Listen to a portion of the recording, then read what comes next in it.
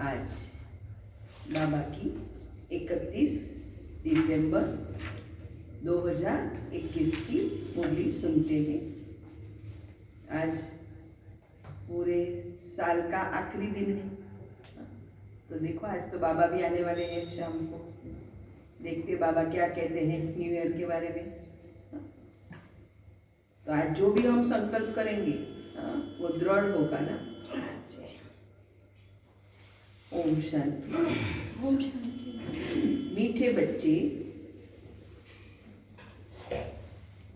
मीठे बच्चे सदा खुश सुखी रहो।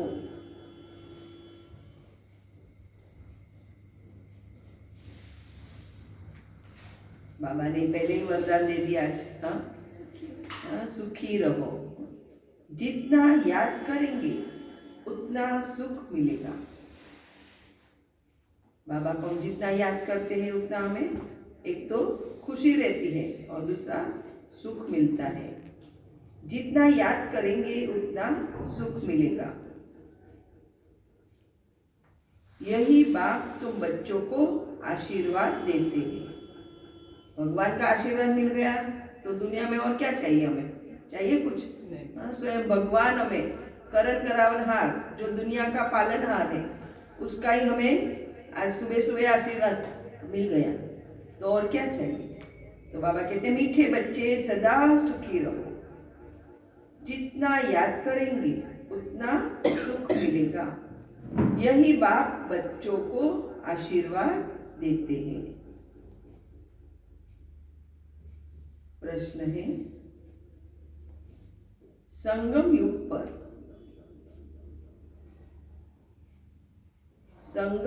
पर तुम बच्चे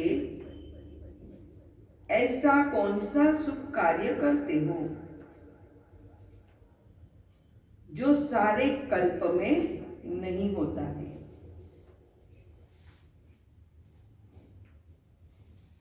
संगम युग पर तुम बच्चे ऐसा कौन सा शुभ कार्य करते हो जो सारे कल्प में नहीं होता है? हम कल्प किसको कहेंगे? 5000 साल का जो कल्प है वो है। क्या कहा होगा उत्तर बाबा ने? पतितों को पावन बनाने का ये संगम युग पर ही काम करता है। लेकिन वो तो भगवान करते हैं। हाँ, बाबा ने हमें पूछा है तुम बच्चे ऐसा कौन सा शुभ कार्य करते हैं? ज्ञान देने का। ज्ञान देने का और हाँ, वेरी गुड। हाँ, बाबा ने आज आपकी ट्यूबलाइट खोल दिया। सुबह सुबह अमृत वेला बराबर किया है, योग बराबर लगा है ना। उत्तर है पवित्र बनना और बनाना। पहले तो खुद पवित्र बनेंगे, फिर औरों को हम ज्ञान दे सकते हैं। पवित्र बनना और बनाना सबसे शुभ कार्य है। दुनिया में शुभ कार्य बहुत होता है। कोई दान पुण्य करते हैं तो शुभ माना जाता है, कन्यादान करते हैं तो उसको शुभ बोलते हैं। हाँ, पीछे और क्या क्या करते हैं दुनिया में। लेकिन हमारे लिए बाबा के ने क्या सोचा है कि पवित्र खुद बनना और दूसरों को भी बनाना।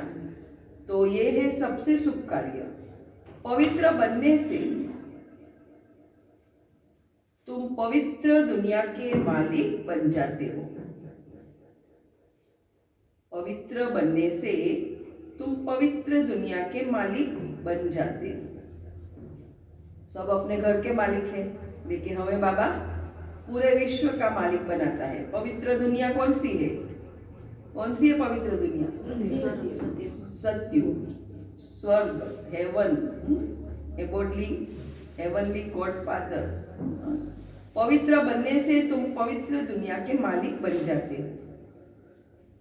पवित्र बनने की युक्ति बाप ने बताई है। पवित्र बनने की युक्ति बाप ने बताई है कि मीठे बच्चे तुम मुझे लव से याद करो। बाबा ने आज क्या कहा? खास विशेष अंडरलाइन की है कि बहुत प्यार से मुझे याद करो। याद तो दुनिया वाले भी करते हैं, है ना। सुबह उठते हैं, भगवान को याद करते हैं, माने वो भक्ति मार्ग में क्या क्या करते हैं, भजन कीर्तन सब करते हैं। तो बाबा यहाँ क्या कहते हैं कि पवित्र बनने की युक्ति बाप ने बताई है कि मीठे बच्चे तुम मुझे लव से याद करो। देही अभिमानी बनो। ऐसी युक्ति सबको सुनाते रहो। बाबा ने आज युक्ति बताई कि कैसे बाप को याद करना है, युक्ति से कि लव से याद करना है और देही अभिमानी बनना है। तो ऐसी युक्ति सबको सुनाते रहो। आज का बाबा का मीठा गीत है, किसने यह सब खेल रचाया। किसने यह सब खेल रचाया। ओम शांति। शिव बाबा बैठ करके अपने बच्चों को शालिग्रामों को समझाते हैं। हम कौन है बाबा के? शालिग्राम मंदिरों में होता है ना, छोटे छोटे शालिग्राम है, हाँ, शिवलिंग के। तो हम कौन है? बाबा के शालिग्राम बच्चे हैं। तो शिव बाबा बैठ करके अपने बच्चों को शालिग्रामों को समझाते हैं। शिव बाबा को तो सब जानते ही हैं, दुनिया वाले जानते हैं कैसे है, वो लिंग के रूप में उसको मानते हैं, लेकिन हमने तो स्वयं भगवान को पहचाना है। यह भी जानते हैं कि शिव बाबा को अपना शरीर नहीं है, शिव की प्रतिमा तो एक ही है, इसमें कोई फर्क नहीं आता है।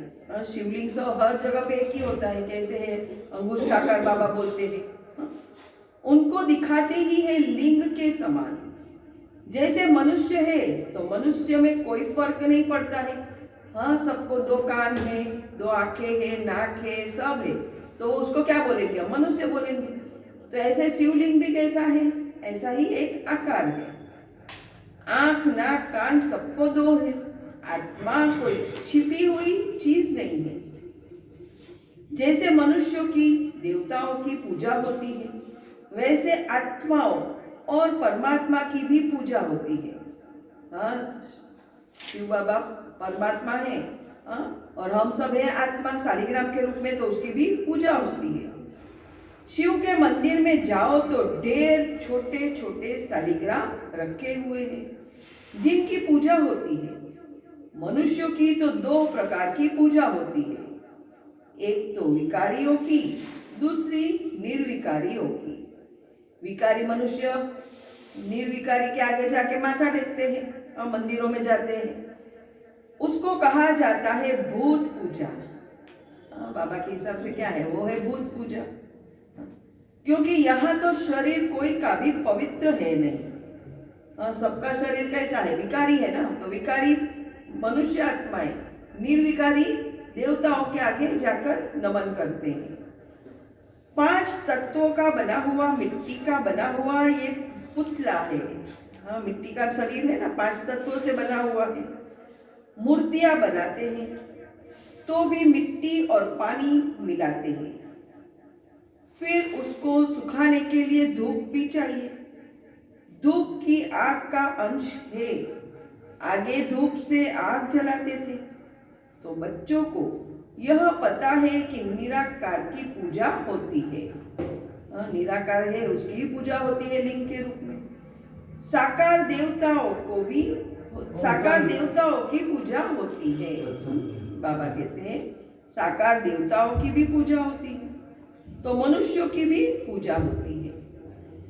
देवता है पवित्र, यहाँ तो अपवित्र है। यहाँ सब मनुष्य कैसे है? अपवित्र है। सतयुग में सब पवित्र होंगे। बाकी पूजा तो 5 तत्वों की ही होती है।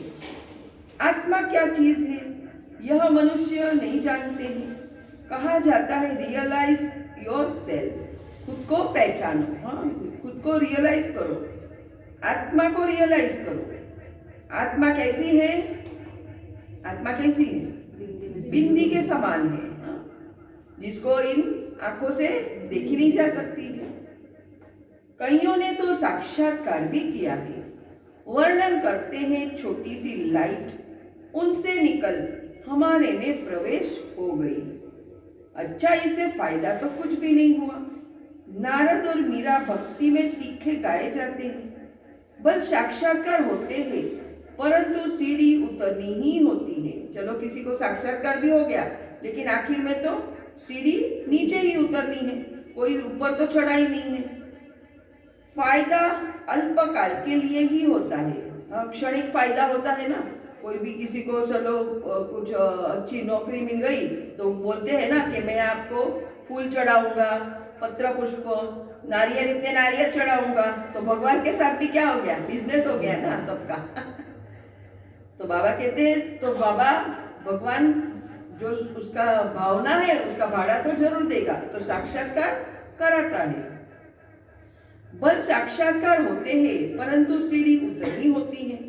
फायदा तो अल्पकाल के लिए ही होता है। अभी तुम बच्चे आत्म अभिमानी बने हो, जानते हो आगे तो हम देह अभिमानी थे। अभी हम सब कैसे बैठे हैं, आत्मिक स्थिति में बैठे हैं ना। आप सब कौन हो, आत्मा हो, मैं भी एक आत्मा हूँ। आत्मा आत्मा से बात कर रही है। तो किसका, शरीर को देखना नहीं है, हम कौन है, सब आत्मा आत्मा, भाई भाई है। शरीर में जब आते हैं तो भाई बहन बनते हैं। तो तुम बच्चे आत्म अभिमानी बने हो, जानते हो आगे हम देह अभिमानी थे। अब यह है नई बातें, आत्मा पढ़ रही है, किसके द्वारा, शरीर के द्वारा पढ़ रही है आत्मा। यह तो एकदम पक्का कर देना चाहिए।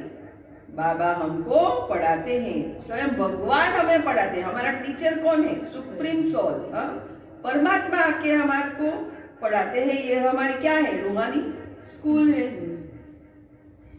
बाबा हमको पढ़ाते हैं। यह तो पहला पक्का निश्चय हो जाए, आत्म अभिमानी बनना है। आधा कल्प आत्म अभिमानी बनते हैं, फिर आधा कल्प देह अभिमानी बनते हैं।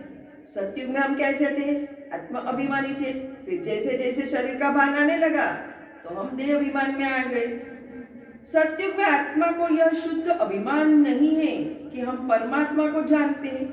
वहां तो परमात्मा का ज्ञान ही कुछ मालूम नहीं, प्रायलोक हो जाता है ज्ञान, क्योंकि सब सुखी है ना। जब दुख आता है तो हम भगवान को याद करते हैं ना।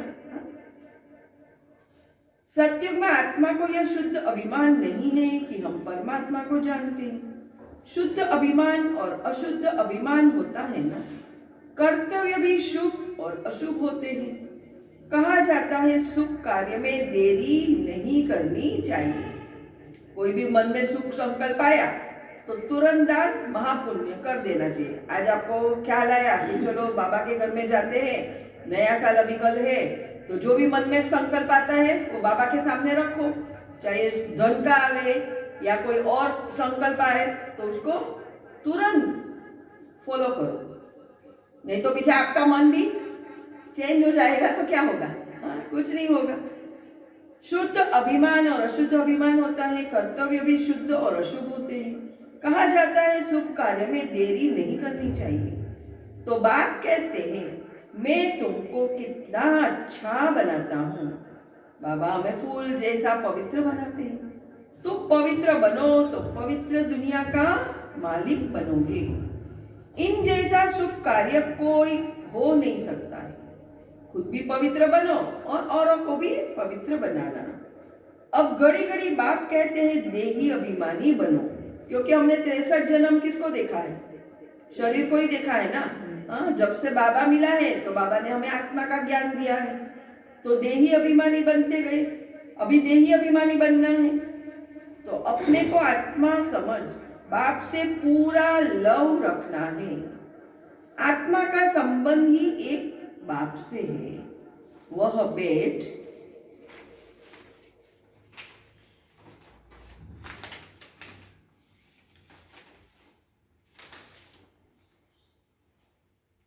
हमें पढ़ाते हैं। यह प्रैक्टिकल अनुभव की बात है। बेहद के बाप से हम बेहद स्वर्ग का वर्षा ले रहे हैं। हमारा बाबा कैसा है, खाली आपका है क्या, क्या आपका है, किसका है, मेरा भी है ना, तो सबका है।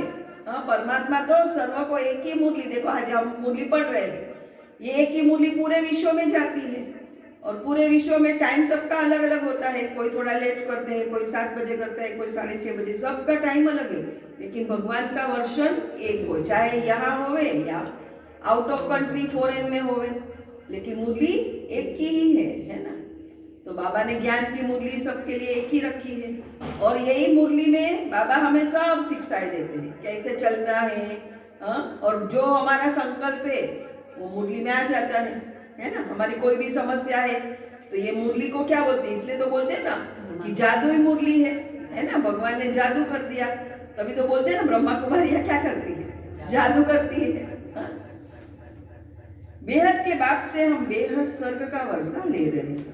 बाप भी कहते हैं मीठे मीठे बच्चों, आत्माओं को कहते हैं, आत्मा इन कानों से सुनती है।